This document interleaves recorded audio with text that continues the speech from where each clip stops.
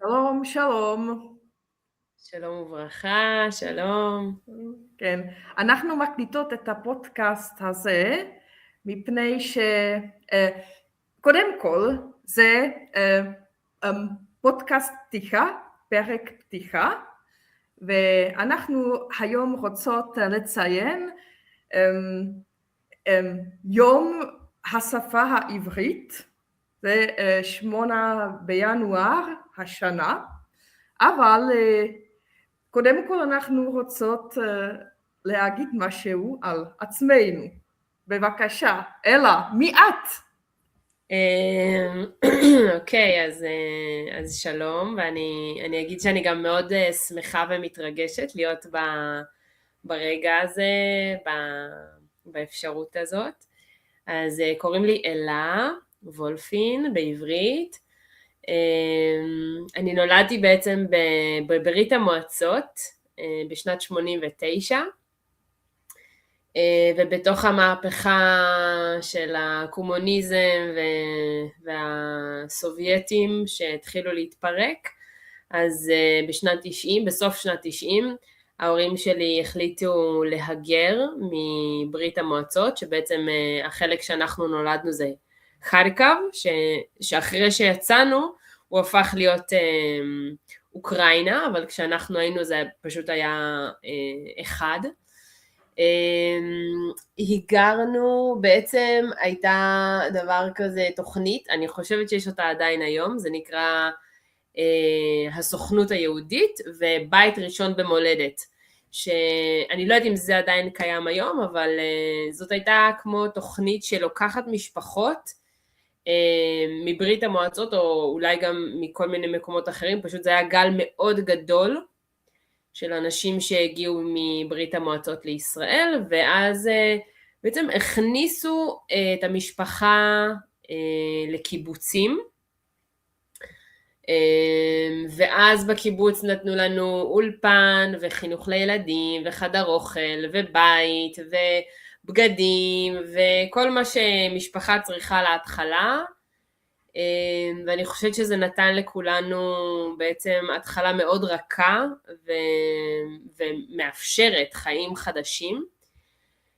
אז אני גדלתי בקיבוץ עם קבוצה של 8 בנות, עד היום הקבוצה הזאת היא בעבורי, אפילו במרחק זמן ומקום, הם תמיד יהיו כמו החיות שלי, הם תמיד יהיו קרובות לליבי ולנפשי, כי אנחנו העברנו את רוב החיים שלנו ביחד.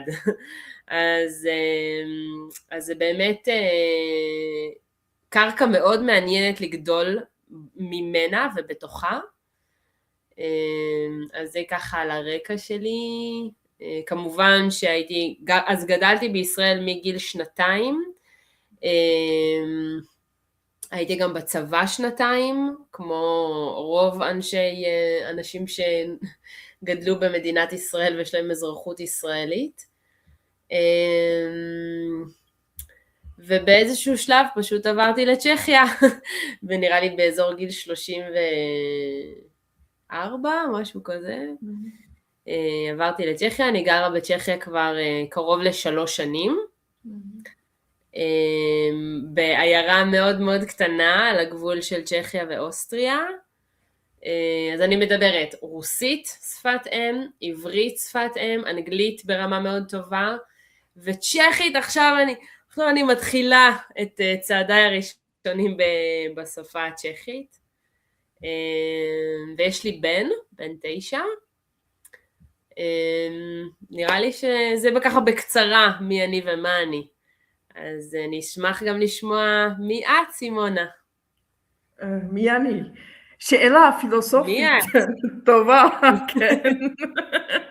בקצרה, אוקיי. כפי שאומרים בעברית, בקיצר, אוקיי, בסלנג בקיצור. בקיצר, כן. אני לא גדלתי בארץ, אני גדלתי בצ'כיה, גם התחלתי ללמוד באוניברסיטה בצ'כיה, אבל למדתי גם בארץ, בישראל, באוסטריה, בגרמניה וגם בפולין. וואו. לא ידעת אולי. לא, את זה לא ידעתי. כן, ואני, בין היתר, אני מורה לעברית, אני מרצה לעברית, אוקיי, מה ההבדל אולי? אוקיי, צריך להסביר, מרצה זה יותר באקדמיה, באוניברסיטה, לעומת זאת, מורה זה בכל מיני מקומות אחרים, איפה שלומדים עברית. עם המילה מורה אין לי פחות בעיות שיש לי איתה בצ'כית. כן, אבל זאת שאלה אחרת, זה כבר פרק אחר. כרגע אני גרה באולומות, איפה שסיימתי את הדוקטורט, יש לי דוקטורט בספרות גרמנית, אבל הנושא היה קשור ליהדות, ליתר הדיוק לאישה יהודייה דוברת גרמנית באנגליה. כן, מה אפשר להגיד עוד? כן, ואני מאוד אוהבת שפות זרות, למרות שגם אני גרתי בחו"ל, כאילו מבחינתי בחו"ל באוסטריה ובארץ, אני גם יודעת קצת ערבית, וואו. אבל לא למדתי את השפה, כן, לא למדתי את השפה בארץ, אלא באוסטריה.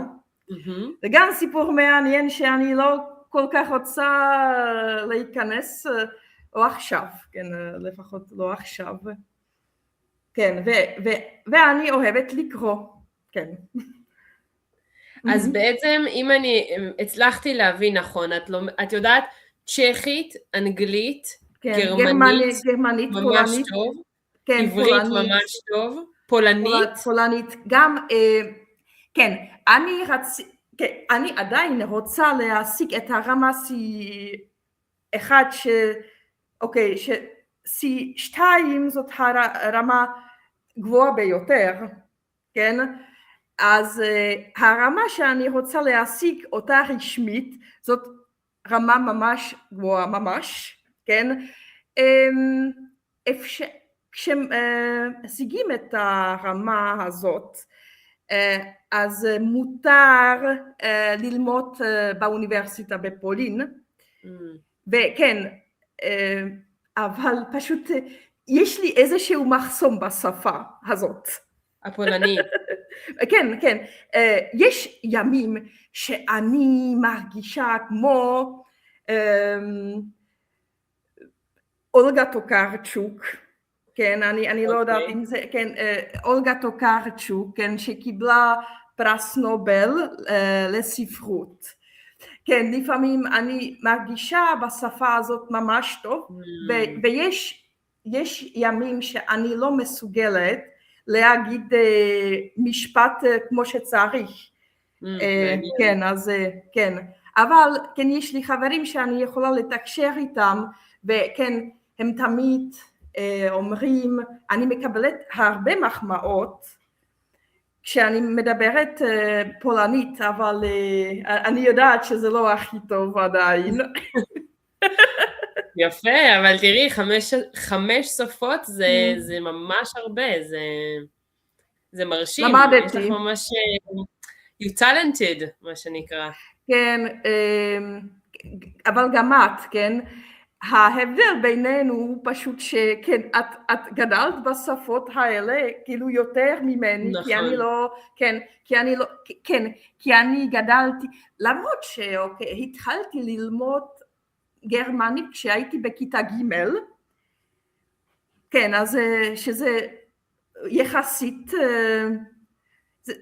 כן, זה מוקדם יחסית, כאילו מבחינתי, וגם מבחינת המערכת, כן, מערכת החינוך הזה, אז זה היה מוקדם יחסית,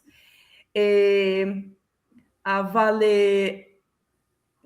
תמיד ידעתי אוקיי, לא אולי מההתחלה, אבל ידעתי שגרמנית זאת לא השפה שאני רוצה, כן, אולי ידעתי שאהבות בה, או איתה, אבל זאת לא שפת ליבי, אז כן, זה נקודה מעניינת, זה נקודה מעניינת, אפשר להרחיב עליה.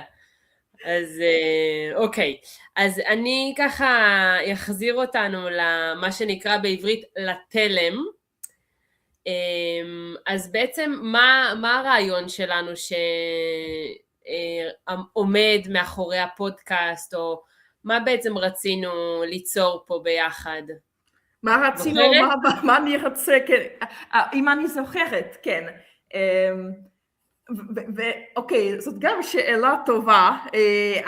אני חושבת שאנחנו רוצות ליצור מרחב בעברית ועם עברית למאזינים ומאזינות שלומדים ולומדות עברית, ושמתעניינים ומתעניינות בעברית ובכל מיני נושאים שקשורים לארץ, לישראל, כן? כן. תוסיפי משהו בבקשה, כן? זה לא הכל, כן.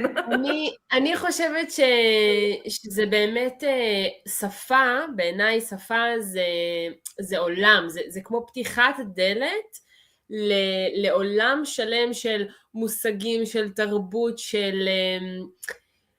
של דרך מחשבה, אבל גם דרך, כאילו יש שם כמו מנגינה כזאת בשפה, שאני חושבת ללמוד עברית מספרים, או ללמוד עברית ממילים, זה דבר אחד, וכמו שאמרת, שפת הלב, כמו להביא את זה מבפנים, להביא את זה דרך הרגש, להביא את זה מחוויה אישית, מסיפור אישי, יש לזה רובד יותר עמוק של התחברות, וככה אני מאמינה וחושבת שכשהלב שלנו מחובר לדבר הזה, אז כאילו כל המשאבים, זאת גם מילה מעניינת, משאבים. משאבים, כן. כן, אני רושמת לי אותם משאבים. משאבים, כן. זה לא עצבים, זה משאבים, כן. לא, משאבים. אז זה בעצם גם המשאבים שלי מתגייסים להבין יותר טוב, ולרצות להבין, ולרצות להתחבר לשפה. אז בעבורי גם הפודקאסט הזה מעבר באמת לאפשר למאזינים לשמוע את השפה ולקלוט דיאלוג בין שני אנשים, זה גם להתחבר רגשית, ומבחינת עניין גם כזה אולי אינטלקטואלי, כאילו רגע, מה אני חושבת על הדבר הזה, או איפה אני ביחס לדבר הזה, ואני חושבת שזה מפעיל באמת כזה אופציה או מרחב להתבוננות גם פנימית, וכן, ולהעשרה בסופו של דבר, להעשיר את עצמנו בעין, מהמילה עושר. כן, לא, מבחינתי, אוקיי, מה הכוונה מבחינתי גם, זה פשוט, כן, לקרב את השפה למאזינים ומאזינות שלנו, כן, באמצעות של על מה דיברת עכשיו, כן, זאת אומרת שיש כל מיני כלים שדרכם אפשר לקרב את השפה למאזינים ומאזינות, כן, שזאת גישה מאוד אינטלקטואלית, כן, כי האמת שגם אני למדתי את השפה מהספרים, ואני חושבת שזה לגיטימי, זה לגיטימי לגמרי. יש לי הרבה תלמידים ותלמידות כאלה שלמדו את השפה דרך הספרים, וזה גם טוב. וזה עובד. וזה גם, זה עובד, כן, כי אחרת אני לא הייתי מדברת איתך נכון. עכשיו, כן? נכון. אוקיי, אם לא הייתי לומדת עם הספרים, כן? נכון. אבל צריך לקפוץ גם לשפת יום יום. נכון.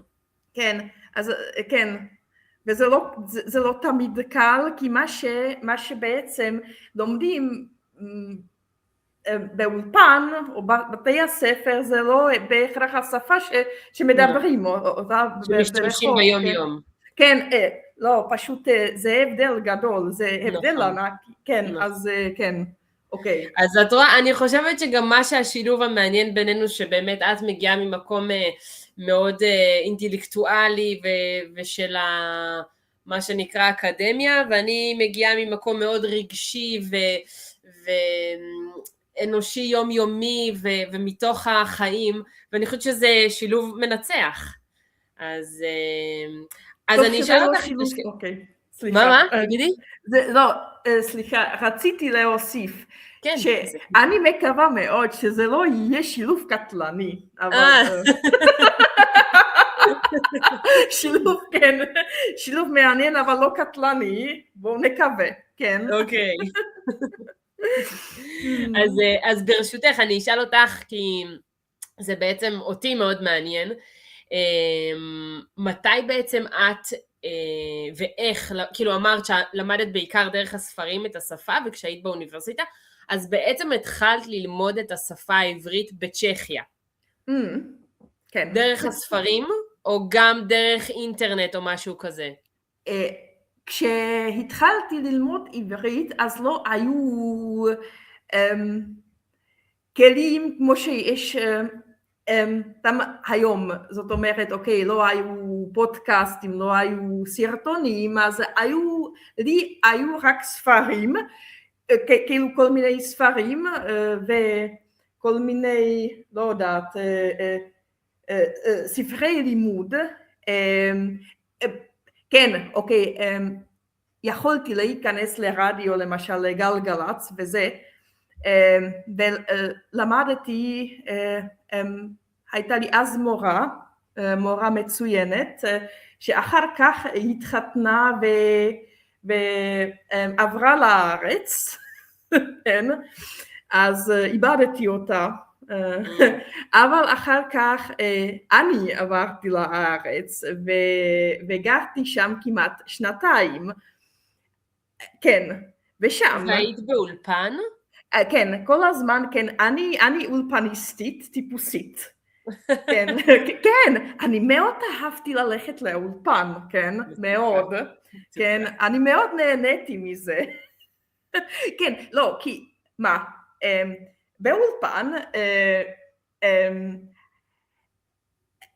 קיבלתי אישור כלשהו שאני יודעת משהו, למרות שכשיצאתי לרחוב אז הרגשתי, שמעתי שאני לא יודעת שום דבר, כי לא הבנתי את האנשים בזה, בעיר התחתית בחיפה איפה שגרתי, כן, אבל הרגשתי כמו מלכה באוניברסיטה, באולפן, כי למדתי ברמה ה' והרמה הזאת היא רמה גבוהה מאוד, כן? כן, אז שם, כן, אבל ידעתי וחוויתי את כל יום, שלא רק השפה האקדמית תספיק לי, אז... ואז התחלתי לדבר עם האנשים הרגילים, ולמדתי את העברית השנייה, כאילו מבחינתי, לא השפה הגבוהה וספרותית שלמדתי באוניברסיטה, אלא גם, כן, כן. מעניין. אז תראי, אני גדלתי לתוך זה, אני הגעתי בגיל 2 לתוך קבוצה שכולם דיברו בעברית, ואני לא לתוך כמה זמן, אבל אני פשוט התחלתי לדבר עברית. ההורים שלי לעומת זאת, אז הם לא יכלו וגם לא היה להם אמצעים לפני שהם הגיעו לישראל ללמוד, אז הם לא באו עם הכנה, אבל הם פשוט התחילו ללמוד באולפן עם עוד קבוצה של הרבה מאוד רוסים או דוברי רוסית, שהם לימדו אותם עברית בעברית, כאילו לא בתרגומים. אז זה גם היה מעניין, כי גם כשאני התחלתי ללמוד צ'כית, אז המורה שלי התחילה לדבר בצ'כית, ואני אומרת לה, אבל אני לא מבינה מילה, אז היא אומרת לי, אבל ככה זה, מלמדים צ'כית בצ'כית. אז אמרתי, טוב, וכמה חודשים, זה היה לי ממש קשה, כאילו, אפס להבין, כאילו ל100% מדברים איתך בשפה ומצפים כאילו שתהיה איזושהי אינטראקציה, אז זה בהתחלה הלחיץ אותי, אני חייבת להגיד, אז אני לא יודעת איך ההורים שלי עשו את זה, אבל כן, אז היה להם את האולפן, והיה להם, אני זוכרת, בבית, היה להם רדיו שנקרא רדיו רקע, וזה היה רדיו שהיו מדברים איתו חצי ברוסית, חצי בעברית. היו מביאים לשם כל מיני אנשים לרעיונות, ואז הם היו מדברים איתם בעברית, ומתרגמים פה ושם קצת לרוסית, זה היה נורא נחמד. אני חושבת שככה אני גדלתי גם בכל הזמן, כאילו שפות משולבות, אז מבחינתי השפות תמיד ככה איכשהו אחת עם השנייה. וגם הם היו שומעים כל מיני באמת מוזיקה של ארץ ישראל, של פעם כזה. את יודעת, זה נורא מעניין, כי כאילו הרבה אנשים של ארץ ישראל היפה, זה נקרא שירי ארץ ישראל היפה, אז הם בעצם עלו מאירופה. אז כל הרייש שלהם היא לא רייש ישראלית שבאה מהגרון, היא מין רייש כזאת, היא מהלשון, וכשהם שרים, אז את שומעת את הר הזה בתוך השירה, זה תמיד היה, הצחיק אותי הם בכלל לא ישראלים, מה, הם כאילו, הם bored, כאילו, באו מחול, אז כן. כן, זה ככה. ישראלים, אני תמיד אומרת, ישראלים זה תמיד זה מיקס, זה סלט של כל התרבויות ביחד, כל העדות ביחד, זה ישראלים. כן. כן, ויש גם כאלה שהם לא ישראלים בדיוק, שאולי בחרו בשפה ובתרבות, כמוני למשל, כן, למרות שאוקיי, אני גרתי שם רק כמעט שנתיים, א' וב', כן, כי אין לי שום זכות לעלות ארצה. כן. יש לך זכות, אם את רוצה את יכולה. אני יודעת, כן, אבל אז זה היה מצב מאוד מצחיק, כי אני מכירה את המצב שההורים שלך עברו, כי גם אני למדתי עברית בעברית, כן, אף אחד לא תרגם לי על מה מדברים לצ'כית או לאנגלית או לגרמנית, לא, פשוט לא, ואני עכשיו, אני מאוד מעריכה את זה, כן, למרות שאני יודעת למשל, אני צריכה לתרגם משהו מצ'כית לעברית, או מעברית לצ'כית, מכיוון שלמדתי ללא תרגום, שאני לא כל כך מסוגלת לתרגם, כאילו מילולית, כן? לא, כי זה, כן, כי זאת מערכת סגורה, כן, כן, עברית היא בראשי מערכת סגורה. יש בזה אמת, את יודעת, חבר שלי אמר, כשהוא ניסה לשאול אותי, רגע, אז איך אתם כותבים, אז איך אתם קוראים, ואני ניסיתי להסביר לו שזה משהו נורא נורא מוזר, שכאילו בכיתה א' וב' אנחנו עוד לומדים קצת ניקוד, אז אתה עוד יודע לך, חי, ושה, שי, אוקיי, אבל אז כל הניקוד הוא נעלם, וזה פשוט בראש, זה הכל יודעים וזוכרים בעל פה, ולמישהו שלא מכיר את השפה, ולא מכיר את הניואנסים הקטנים, לא מבין ששין יכולה להיות סין, כמו נגיד במילה שמחה, זה בכלל כותבים את זה עם שין, או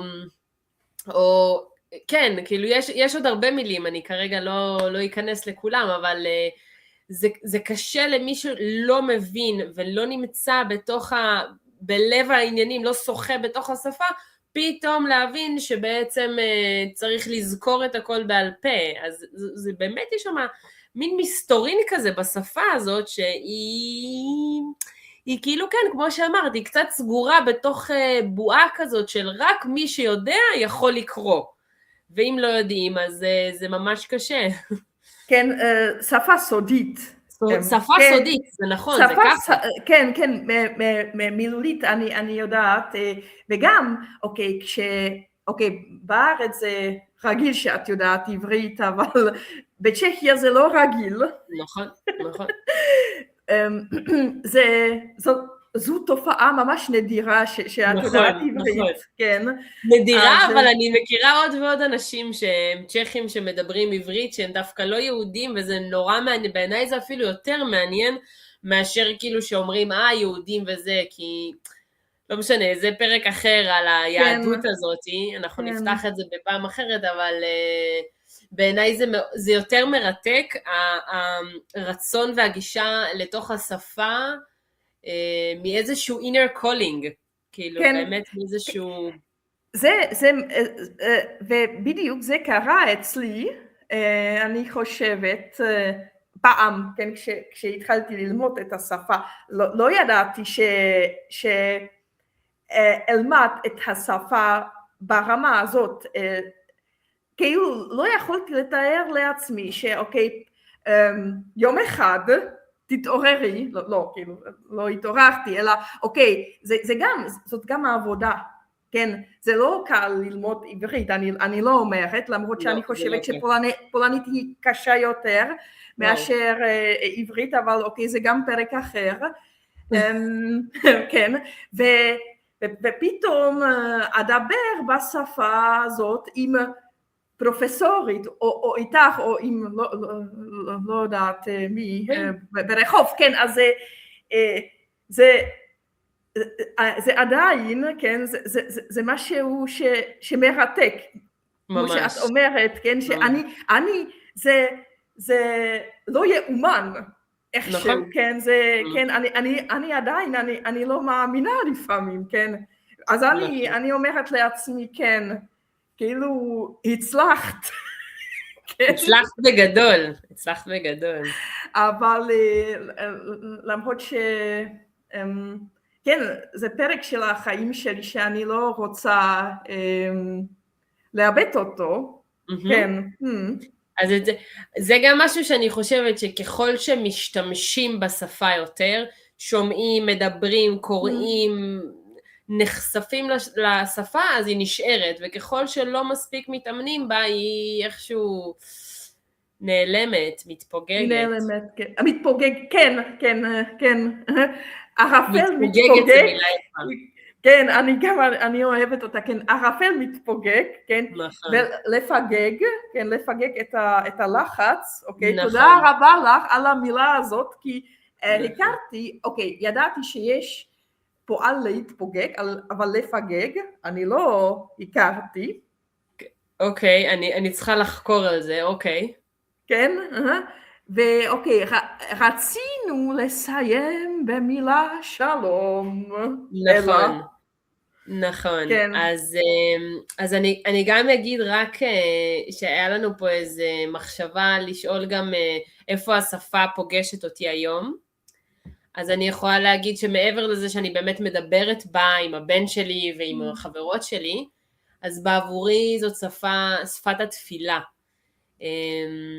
כשאני רוצה להתחבר לעצמי או לאלוהים, אז זה כן יהיה בעברית, כי אני מרגישה שיש שם איזשהו קודים מיוחדים בדרך שבה היא בנויה עם שורשים, שהמציאות בעצם היא נוצרת ונפתחת מתוך השורש, וכל הזמן לראות שכל מילה וכל התרחבות של מילה, ועכשיו ניקח את המילה שלום כי היא מילה טובה, היא מגיעה בעצם מתוך השורש הזה.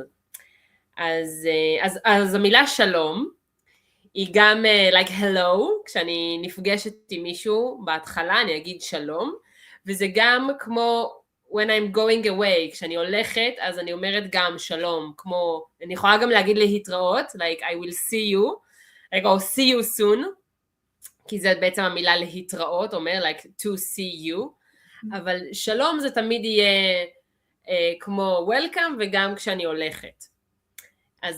וזו גם בעצם המשמעות שלה זה peace, כמו מיר, שלום, ובעצם השורש של המילה הזאת זה שין למד מם, שזה בעצם אומר שלם, זה כמו holiness או completeness, זאת גם מילה שמגיעה מהשורש הזה, וגם שזה שלם, כאילו כשאנחנו שלמים בתוכנו, כשיש שלום בחוץ, כשזה שלם, כשזה אחד, שזה לא מפולג או מחולק, אז זה שלם וזה שלום. אז זו מילה מהממת בעיניי, אני מאוד אוהבת אותה. אז שלום.